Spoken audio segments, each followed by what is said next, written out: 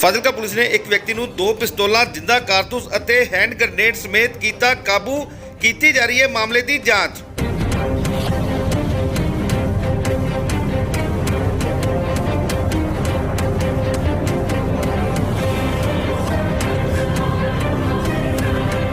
ਫਾਜ਼ਿਲਕਾ ਦੇ ਪਿੰਡ ਟਿੱਪਾਵਾਲੀ ਦੇ ਨੇੜੇ ਇੱਕ ਵਿਅਕਤੀ ਨੂੰ ਪੁਲਿਸ ਵੱਲੋਂ 4 ਹੈਂਡ ਗ੍ਰੇਨੇਡ, 2 ਪਿਸਤੌਲਾਂ ਅਤੇ 47 ਜਿੰਦਾ ਕਾਰਤੂਸ ਸਮੇਤ गिरफ्तार किया है। इस व्यक्ति को 50,000 रुपए की भारतीय करेंसी भी बरामद की गई है।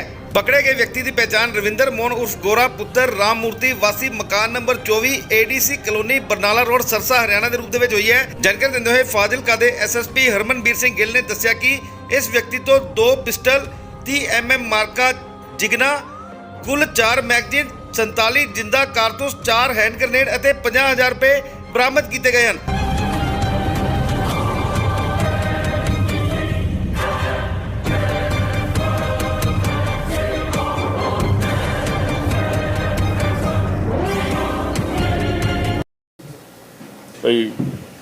कोई ग्रनेड वगैरह ਜਾਂ कुछ आर्म्स ਜਿਹੜੇ ਹੈਗੇ ਉਹ ਪਾਕਿਸਤਾਨ ਤੋਂ ਕੋਈ ਤਸਕਰਾਂ ਨੇ ਇੱਧਰ ਭੇਜੇ ਹੋਏ ਆ। ਸੋ ਉਸ ਇਨਫੋਰਮੇਸ਼ਨ ਦੇ ਉੱਤੇ ਅਸੀਂ ਆਪ ਦਾ ਜਿਹੜਾ ਹੈਗਾ ਵਾ ਉਹ ਅਲਰਟ ਜਾਰੀ ਕੀਤਾ ਤੇ ਇਹ ਅਰਨੀ ਵਾਲੇ ਏਰੀਏ ਦੇ ਵਿੱਚ ਇੱਕ ਗੋਰਾ ਨਾਂ ਦਾ ਮੁੰਡਾ ਇਹ ਰਹਿਣ ਵਾਲਾ ਹੈਗਾ ਇੱਥੋਂ ਦਾ ਸਰਸੇ ਦਾ। ਇਹਨੂੰ ਅਸੀਂ ਕਾਬੂ ਕੀਤਾ। ਇਹਦੇ ਤੋਂ ਸਾਨੂੰ 4 ਗ੍ਰਨੇਡ ਬਿਲਕੁਲ ਬ੍ਰੈਂਡ ਨਿਊ, ਜਿਹੜੀਆਂ ਦੀ ਪੈਕਿੰਗ ਆ ਉਹ ਪਾਕਿਸਤਾਨੀ ਪੈਕਿੰਗ ਸੀਗੀ, ਔਰ 2 ਸਾਨੂੰ ਪਿਸਟਲ, 4 ਉਹਨਾਂ ਦੇ ਮੈਗਜ਼ੀਨ ਨਾਲ ਕੋਈ 47 ਦੇ ਕਰੀਬ ਹੋਣੇ ਆ ਜਿਹੜਾ ਲਾਈਵ ਐਮੂਨੀਸ਼ਨ ਮਿਲਿਆ ਤੇ 50,000 ਰੁਪਈਆ ਵੀ ਇਹਦੇ ਕੋਲ ਮਿਲਿਆ ਸਾਨੂੰ। ਸੋ ਇੱਕ ਆਸ਼ੀਸ਼ ਨਾਂ ਦਾ ਬਦਮਾਸ਼ ਆ ਜਿਹੜਾ ਤਿਹਾੜ ਜੇਲ੍ਹ 'ਚ ਬੰਦ ਆ। ਇਹਦੀ ਇਨੀਸ਼ੀਅਲ ਪੁੱਛਗਿੱਛ ਤੋਂ ਸਾਨੂੰ ਪਤਾ ਲੱਗਾ ਵੀ ਉਹ ਆਸ਼ੀਸ਼ ਜਿਹੜਾ ਬੰਦਾ ਉਹਨੇ ਇਹਨੂੰ ਯੂਜ਼ ਕੀਤਾ ਸੀ ਤੇ 326 ਦਾ ਮੁਕੱਦਮਾ ਸੀ ਮੋਹਾਲੀ ਦੇ ਵਿੱਚ ਤੇ ਇਹ ਉਦੋਂ ਜੇਲ੍ਹ ਦੇ ਵਿੱਚ ਸੀਗਾ। ਉੱਥੇ ਦੀ ਵਾਕਫੀਅਤ ਇਹਦੇ ਆਸ਼ੀਸ਼ ਦੇ ਨਾਲ ਹੋਈ ਸੀ ਪਟਿਆਲਾ ਜੇਲ੍ਹ 'ਚ। ਉੱਥੋਂ ਹੀ ਇਹਨਾਂ ਦੇ ਆਪ ਦੇ ਨੰਬਰ ਐਕਸਚੇਂਜ ਕੀਤੇ ਸੀ ਤੇ ਉੱਥੋਂ ਹੀ ਇਹ ਇੱਕ ਦੂਜੇ ਦੇ ਵਾਕਫ ਹੋਏ ਸੀਗੇ ਤੇ ਆਸ਼ੀਸ਼ ਨੇ ਹੀ ਇਹਨੂੰ ਜਿਹੜਾ ਹੈਗਾ ਵਾ ਇਹ ਵੈਪਨਸ ਚੱਕਣ ਵਾਸਤੇ ਪ੍ਰੇਰਿਤ ਕੀਤਾ ਸੀਗਾ ਤੇ ਉਹਦੇ ਕਹਿਣ 'ਤੇ ਹੀ ਇਹਨੇ ਵੈਪਨ ਜਿਹੜੇ ਆ ਉਹ ਚੱਕੇ ਸੀਗੇ। ਔਰ ਇਹ ਕਿਸੇ ਜਗ੍ਹਾ 'ਤੇ ਇਹਨੇ ਜਿੱਥੇ ਆਸ਼ੀਸ਼ ਨੇ ਇਹਨੂੰ ਫਰਦਰ ਕਹਿਣਾ ਸੀ ਉੱਥੇ ਇਹਨੇ ਇਹ ਜਿਹੜੇ ਵੈਪਨ ਉਹ ਪਹੁੰਚਾਉਣੇ ਸੀਗੇ। ਤਾਂ ਜਦੋਂ ਉਸ ਰਸਤੇ 'ਚ ਇਹਨੂੰ ਅਸੀਂ ਕਾਬੂ ਕਰ ਲਿਆ। ਜਿਹੜਾ ਆਸ਼ੀਸ਼ ਆ ਉਹਨੂੰ ਅਸੀਂ ਹੁਣ ਪ੍ਰੋਡਕਸ਼ਨ ਬਣਨ 'ਤੇ ਲਿਆਵਾਂਗੇ। ਪ੍ਰੋਡਕਸ਼ਨ ਬਣਨ 'ਤੇ ਲਿਆ ਕੇ ਉਹਦੀ ਪੁੱਛਗਿੱਛ ਤੋਂ ਪਤਾ ਲੱਗੂਗਾ ਵੀ ਹੋਰ ਕਿਹੜੇ ਜਿਹੜੇ ਸਲੀਪਰ ਸੈੱਲਸ ਆ, ਹੋਰ ਕਿਹੜੇ ਉਹਦੇ ਬੰਦੇ ਆ ਜਿਹੜੇ ਕਿ ਕ੍ਰਿਮੀਨਲ ਜਿਹੜੀਆਂ ਐਕਟੀਵਿਟੀਜ਼ ਉਹਨਾਂ ਨੂੰ ਅੰਜਾਮ ਦਿੱਤੇ ਜਾਂ ਗਾਂਹ ਇਹਨਾਂ ਦਾ ਕੀ ਇਹਨਾਂ ਦਾ ਟਾਰਗੇਟ ਸੀਗਾ, ਕਿਉਂਕਿ ਇਹਨਾਂ ਦੀ ਟਾਰਗੇਟ ਕਿਲਿੰਗ ਵੀ ਇਹ ਵਿੱਚ ਆਇਆ। ਸਾਨੂੰ ਇਨੀਸ਼ੀਅਲੀ ਜਿਹੜੀ ਸਾਡੀ ਇਨਫੋਰਮੇਸ਼ਨ ਮਿਲੀ ਸੀ ਵੀ ਇਹ ਟਾਰਗੇਟ ਕਿਲਿੰਗ ਕਰ ਸਕਦੇ ਆ ਵੱਡੇ ਬਿਜ਼ਨਸ ਹਾਊਸਿਸ ਜਿਹੜੇ ਮਾਲਵੇ ਰੀਜਨ ਦੇ ਹੈਗੇ ਆ, ਉਹਨਾਂ ਨੂੰ ਇਹ ਹਿੱਟ ਕਰ ਸਕਦੇ ਆ ਤਾਂ ਕਿ ਉਹਨਾਂ ਤੋਂ ਇਹ ਰੈਂਸਮ ਵਗੈਰਾ ਜਿਹੜਾ ਵਾ ਉਹ ਇਕੱਠਾ ਕਰ ਸਕਣ।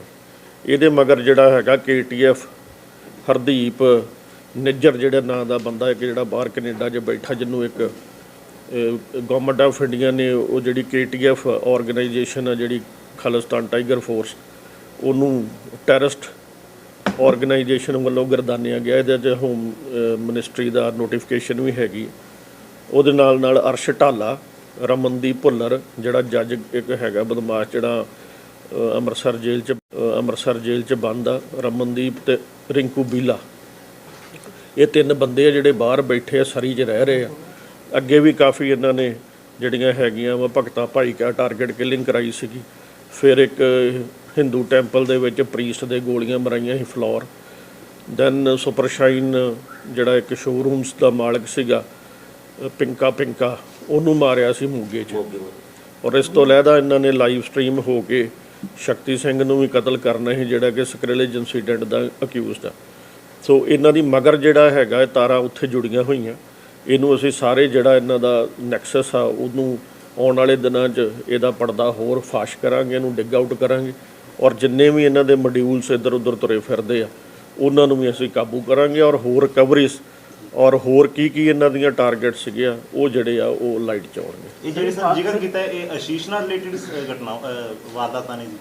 ਆਸ਼ੀਸ਼ ਜਿਹੜਾ ਹੈਗਾ ਵਾ ਇਹ ਸਾਰੇ ਵਿੱਚੋਂ ਵਿੱਚ ਇੱਕ ਦੂਜੇ ਦੇ ਨਾਲ, ਜਿਹੜਾ ਆਸ਼ੀਸ਼ ਆ ਬੇਸਿਕਲੀ ਇਹ ਬੁੱਢਾ ਜਿਹੜਾ ਗੈਂਗ ਆ ਸੁਖਪ੍ਰੀਤ ਬੁੱਢਾ, ਉਹਦੇ ਨਾਲ ਇਹ ਉਸ ਗੈਂਗ ਦੇ ਨਾਲ ਰਿਲੇਟਡ ਆ। ਬਟ ਇਹਨਾਂ ਦਾ ਵਿੱਚੋਂ ਵਿੱਚ ਇੱਕ ਦੂਜੇ ਨਾਲ ਜਿਹੜਾ ਹੈਗਾ ਰਾਬਤਾ ਹੁਣ ਬਣਿਆ ਹੋਇਆ, ਕਿਉਂਕਿ ਇਹ ਠੱਗ ਜਿਹੜੇ ਆ ਸਾਰੇ ਇਕੱਠੇ ਹੀ ਨੇ। ਸੋ ਲੋਕਾਂ ਦੀ ਜਾਨ ਮਾਲ ਦਾ ਜਿਹੜੀ ਰਾਖੀ ਕਰਨੀ ਉਹ ਪੁਲਿਸ ਦਾ ਫਰਜ਼ ਆ। ਔਰ ਇਹ ਜਿਹੜੇ ਹੈਗੇ ਆ ਇਹ ਇਸ ਵੇਲੇ ਜਿਹੜਾ ਹੈਗਾ ਵਾ ਜਿਹਨੂੰ ਆਪਾਂ ਕਹਿੰਦੇ ਵਾ ਟੈਰਰਿਸਟ ਗੈਂਗਸਟਰ ਨੈਕਸਸ ਬਣਿਆ ਹੋਇਆ। ਸਰ ਜਿਹੜਾ ਮਾਸਟਰਮਾਈਂਡ ਦੇ ਅਸ਼ੀਸ਼ ਨੂੰ ਕਿਹਾ ਜਾ ਸਕਦਾ ਰੇਟ ਸਿੰਘ ਕਾਲ ਆਈ ਸੀ ਕਿ ਇਹ ਫਾਲਤੂ ਬੰਦੇ ਉਹਨਾਂ ਦਾ ਲਿੰਕ ਹੈ ਨਾਲ ਕੋਈ ਇਹਨਾਂ ਨਾਲ? ਵੇਖੋ ਜਿਹੜੀ ਉਹ ਕਾਲ ਆਈ ਸੀ ਉਹ ਸਾਨੂੰ ਪਤਾ ਕਿੰਨੇ ਕੀਤੀ ਸੀਗੀ, ਔਰ ਜਿੱਥੋਂ ਵੀ ਉਹ ਆਈ ਸੀ ਉਹ ਬਾਹਰੋਂ ਆਈ ਸੀਗੀ, ਉਹ ਕਿਉਂ ਆਈ ਸੀ ਉਹ ਵੀ ਸਾਨੂੰ ਪਤਾ, ਔਰ ਹੁਣ ਉਹ ਦੁਬਾਰਾ ਨਹੀਂ ਆਊਗੀ, ਇਹ ਮੈਂ ਯਕੀਨ ਦਵਾਉਣਾ। ਕੀ ਇਸ ਚੀਜ਼ ਨਾਲ ਜੁੜੇ ਹੋਏ ਤਾਰ ਹੁੰਦੇ ਵੀ ਜੀ? ਨਹੀਂ, ਇਸ ਚੀਜ਼ ਨਾਲ ਕੋਈ ਨਹੀਂ ਜੁੜੇ ਹੋਏ, ਉਹ ਤਾਂ ਇੱਕ ਟੋਟਲੀ ਡਿਫਰੈਂਟ ਚੀਜ਼ ਹੈ। ਸਰ ਤੁਸੀਂ ਦੱਸਿਆ ਕਿ ਇਹ ਇਹਨਾਂ ਵੱਲੋਂ ਇਹ ਆਂਦੇ ਹੋਏ ਗ੍ਰਿਫਤਾਰ ਕੀਤਾ ਕਿ ਜਿਹੜੀ ਚੀਜ਼ ਲੈਣ ਆ ਰਿਹਾ ਸੀਗਾ, ਜਿਹੜੇ ਹਥਿਆਰ ਛੁਪਾ ਕੇ ਰੱਖੇ ਨੇ, ਉਹਨਾਂ ਬਾਰੇ ਕੁਝ ਪਤਾ ਲੱਗਿਆ ਸਰ? ਨਹੀਂ, ਉਹ ਹਥਿਆਰ ਤਾਂ ਅਸੀਂ ਫੜ ਲਏ।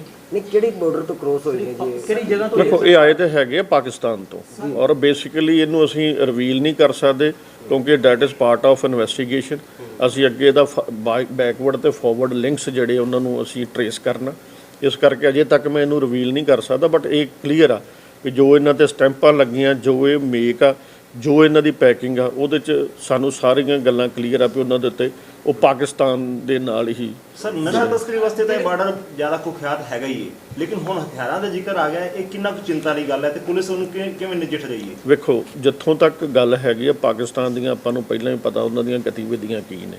ਉਹ ਕਿਸੇ ਵੀ ਹੱਦ ਤੱਕ ਜਾ ਸਕਦੇ, ਆਪਾਂ ਨਾ ਤਾਂ ਉਹਨਾਂ ਨੂੰ ਰੋਕ ਸਕਦੇ ਹਾਂ ਵੀ ਉਹਨਾਂ ਨੂੰ ਲੱਗਦਾ ਵੀ ਅਮਨ ਕਾਨੂੰਨ ਭਾਰਤ ਦੇ ਨੂੰ ਅਸੀਂ ਟੱਚ ਕਰ ਸਕਦੇ ਹਾਂ ਜਾਂ ਇਹਨੂੰ ਤਾਰ-ਪੀੜੋ ਕਰ ਸਕਦੇ, ਉਹ ਆਪਣੀਆਂ ਕੋਸ਼ਿਸ਼ਾਂ ਕਰਦੇ ਰਹਿੰਦੇ। ਔਰ ਸਾਡਾ ਫਰਜ਼ ਬਣਦਾ ਵੀ ਜਿੰਨੀਆਂ ਵੀ ਉਹ ਕੋਸ਼ਿਸ਼ਾਂ ਕਰਨਗੇ ਉਹਨਾਂ ਕੋਸ਼ਿਸ਼ਾਂ ਨੂੰ ਰੋਕਣਾ, ਉਹਨਾਂ ਨੂੰ ਤੋੜਨਾ, ਉਹਨਾਂ ਤੇ ਜਿਹੜਾ ਹੈਗਾ ਫੁੱਲ ਸਟਾਪ ਲਾਉਣਾ, ਉਹ ਸਾਡੀ ਜ਼ਿੰਮੇਵਾਰੀ ਹੈ ਤੇ ਅਸੀਂ ਉਹ ਕੰਮ ਜਿਹੜਾ ਪਕੜਿਆ ਗਿਆ ਇਹ ਸਲੀਪਰ ਸੈੱਲ ਦਾ ਸਮਝੀਏ ਬੰਦਾ ਹੁੰਦਾ ਸੀਗਾ। ਵੇਖੋ ਇਹਨਾਂ ਦਾ ਤਰੀਕਾ ਹੀ ਇਹ ਆ, ਇਹਨਾਂ ਦਾ ਤਰੀਕਾ ਹੀ ਇਹ ਆ। ਇਹ ਜਿਹੜੇ ਮੁੰਡੇ ਕੋਈ ਗਰੀਬ ਬੱਚੇ ਹੁੰਦੇ ਆ 19 ਸਾਲਾਂ ਦੇ 22 ਸਾਲਾਂ ਦੇ, ਉਹਨਾਂ ਨੂੰ ਇਹ ਜ਼ਿਆਦਾ ਟੱਚ ਕਰਦੇ, ਉਹਨਾਂ ਨੂੰ ਲਿਵਰਮੈਂਟ 'ਚ ਲੈਂਦੇ ਵੀ ਤੁਹਾਡੇ ਵੀਜ਼ੇ ਲਵਾ ਕੇ ਬਾਹਰ ਲੈ ਜਾਵਾਂਗੇ, ਕਿਉਂਕਿ ਆਪ ਕੈਨੇਡਾ 'ਚ ਬੈਠੇ ਨੇ। ਉਹ ਜਵਾਕ ਨਵੇਂ ਜਿਹੜੇ ਹੈਗੇ ਇਹਨਾਂ ਦੇ ਮਗਰ ਲੱਗ ਜਾਂਦੇ ਆ। ਪਹਿਲਾਂ ਤਾਂ ਇੱਕ ਅੱਧੀ ਥਾਂ ਤੋਂ ਹਥਿਆਰ ਚਕਾਉਂਦੇ, ਦੂਜੀ ਥਾਂ 'ਤੇ ਰਖਾਉਂਦੇ ਆ, ਫਿਰ ਦੂਜੀ ਥਾਂ ਤੋਂ ਰਖਾ ਕੇ ਤੀਜੀ ਥਾਂ ਰਖਾਉਂਦੇ, ਫਿਰ ਉਹਨਾਂ ਨੂੰ ਬਲੈਕਮੇਲ ਕਰਦੇ ਵੀ ਕਾਕਾ ਹੁਣ ਤੂੰ ਆਹ ਕੰਮ ਤੇ ਕਰ ਲਿਆ, ਕਿਉਂਕਿ ਉਹਨਾਂ ਨੂੰ ਇਹ ਕਹਿੰਦੇ ਉੱਥੇ ਫੀਮ ਪਈ ਆ, ਜਾਂ ਕਹਿ ਦਿੰਦੇ ਉਹਦੇ ਵਿੱਚ ਕੋਈ ਚਾਂਦੀ ਆ ਜਾਂ ਸੋਨਾ ਬਾਹਰੋਂ ਆਇਆ, ਇਹ ਚੀਜ਼ ਕਰਦੇ। ਉਹਨਾਂ ਨੂੰ ਪਤਾ ਹੀ ਨਹੀਂ ਹੁੰਦਾ ਵੀ ਇਹ ਜਿਹੜੇ ਪੈਕਟ ਹੈਗੇ ਇਹਨਾਂ 'ਚ ਹਥਿਆਰ ਨੇ। ਔਰ ਉਹ ਜਦੋਂ ਉਹ ਬਾਅਦ 'ਚ ਉਹਨਾਂ ਨੂੰ ਦੱਸਦੇ ਆ, ਜਦੋਂ ਉਹਨਾਂ ਨੂੰ ਪਤਾ ਲੱਗਦਾ, ਉਹ ਬੱਚੇ ਡਰ ਜਾਂਦੇ। ਫਿਰ ਇਹਨਾਂ ਦੇ ਕਹਿਣ 'ਤੇ ਹੀ ਉਹ ਫਿਰ ਜਿਹੜੀਆਂ ਇਹੋ ਜਿਹੀਆਂ ਵਾਰਦਾਤਾਂ ਕਿਲਿੰਗਸ ਉਹ ਕਰਦੇ। ਉਹ ਇਨੋਸੈਂਟ ਬੱਚੇ ਹੁੰਦੇ, ਇਹਨਾਂ ਨੇ ਕਈ ਬੱਚਿਆਂ ਦੀ ਇਹੋ ਜਿਹੀਆਂ ਜਿਹੜੀਆਂ ਹੈਗੀਆਂ ਲਾਈਫਸ ਬਰਬਾਦ ਕੀਤੀਆਂ ਨੇ। ਅਸੀਂ ਪੁਰਾਣੇ ਵੀ ਇਹਨਾਂ ਨੂੰ ਵੇਖਦੇ ਆਏ ਹਾਂ, ਬੜੀਆਂ ਅਸੀਂ ਹੋਰ ਵੀ ਇਹਨਾਂ ਦੇ ਇਹੋ ਜਿਹੜੇ ਮੋਡਿਊਲਸ ਬਸਟ ਕੀਤੇ ਆ। ਉਹ ਨਵੇਂ ਬੱਚੇ ਆ। ਸੋ ਸਾਡੀ ਤਾਂ ਇਹੋ ਅਪੀਲ ਆ ਬੱਚਿਆਂ ਨੂੰ ਵੀ ਇਹੋ ਜਿਹੇ ਜਿਹੜੇ ਬੰਦੇ ਬਾਹਰ ਬੈਠੇ ਆ ਕੌਤੀ, ਇਹਨਾਂ ਦੀਆਂ ਲੋਲੀਪੌਪਸ ਦੇ ਵਿੱਚ ਨਾ ਆਓ, ਇਹਨਾਂ ਦੇ ਪੱਲੇ ਕੱਖ ਨਹੀਂ ਹੈਗਾ। ਇਹ ਤੁਹਾਡੀਆਂ ਜਿਹੜੀ ਹੈਗੀ ਆ ਜ਼ਿੰਦਗੀ ਬਰਬਾਦ ਕਰਨਗੇ।